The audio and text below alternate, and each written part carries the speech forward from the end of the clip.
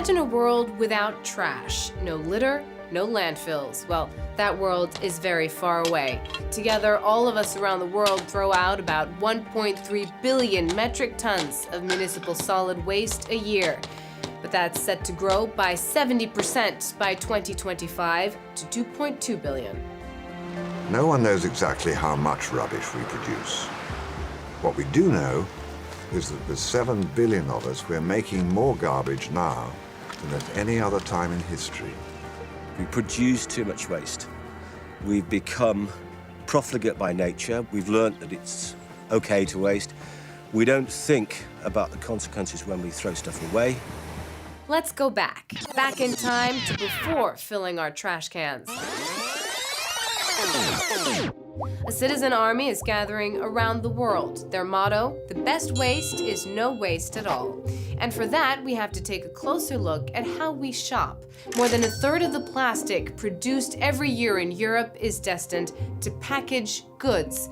Buying in bulk is one way to avoid adding to those landfills. There's no unnecessary packaging, plastic or paper, and everything is sold by weight and volume.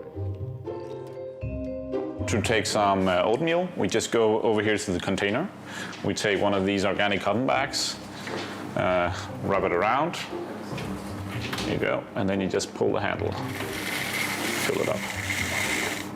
There are more than 50 bulk supermarkets in France, with several opening each week. That's nothing compared to the 400 in the United States. However, the idea is to buy only what you need, creating a virtuous cycle: less consumption, less waste, less plastic, less paper, less transport, and less greenhouse gases.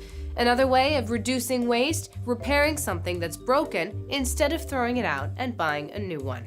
Sweden is slashing the VAT rate on repairs starting in January 2017 as an incentive for people to fix everything from clothes to bikes to washing machines. That in turn should encourage a different kind of consumption. The Swedish government will recuperate the lost tax revenue by taxing harmful chemicals. Buying, keeping, and repairing long-lasting products will spell the end of throwaway culture.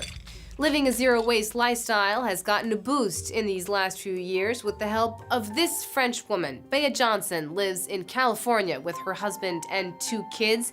Together, they produce less than 1 kilogram of waste a year. Bea Johnson makes compost, creates her own cleaning products and cosmetics, and buys secondhand. It's helped shrink her monthly budget by 40%. She's become a world-traveling zero-waste guru thanks to her blog and her best-selling books, translated into 12 languages.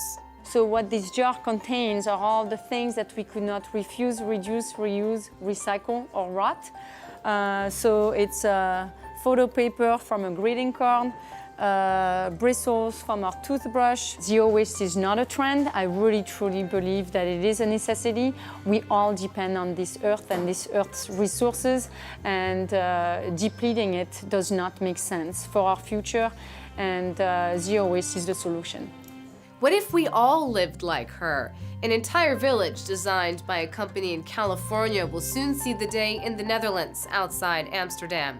100 homes where all food is made on site without packaging, where everything is recycled or reused to feed the fish, for example, or used as fertilizer. The idea has caught on, and other projects are in the works in countries like Sweden, Denmark, Norway, Germany, and Belgium. But how realistic is a zero-waste lifestyle? And if it's not that hard, why aren't we doing it already? Our guest will help explain all that and more.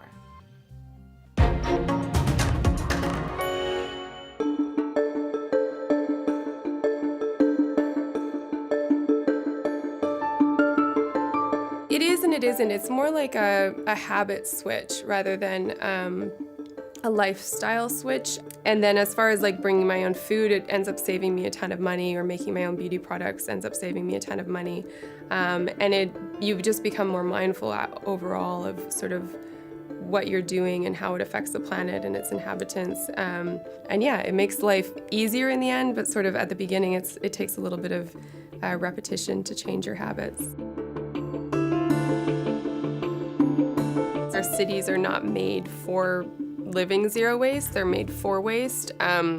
and in a bad way. So in Spain and in Portugal, for example, they have street-side compost, they have street-side recycling, and they have street-side garbage, but they're all alongside each other. So you have the option when you're getting rid of something to do it responsibly rather than having to carry it around with you like you do if you're sort of living a zero-waste lifestyle. Just put 1 tablespoon of bicarbonate soda, 1 tablespoon of coconut oil, and then I also have this mint essential oil. You just sort of mash it together and it creates this sort of paste. I hadn't been to the dentist since I'd started using it, so I wanted to see what she thought of whether my teeth had gotten better or worse. And she said that it's totally fine, that using this combination, basically all you need is bicarbonate soda. You could just brush your teeth with that. Reduce, reuse, recycle. Let's all make an effort and play our part before we trash our planet entirely.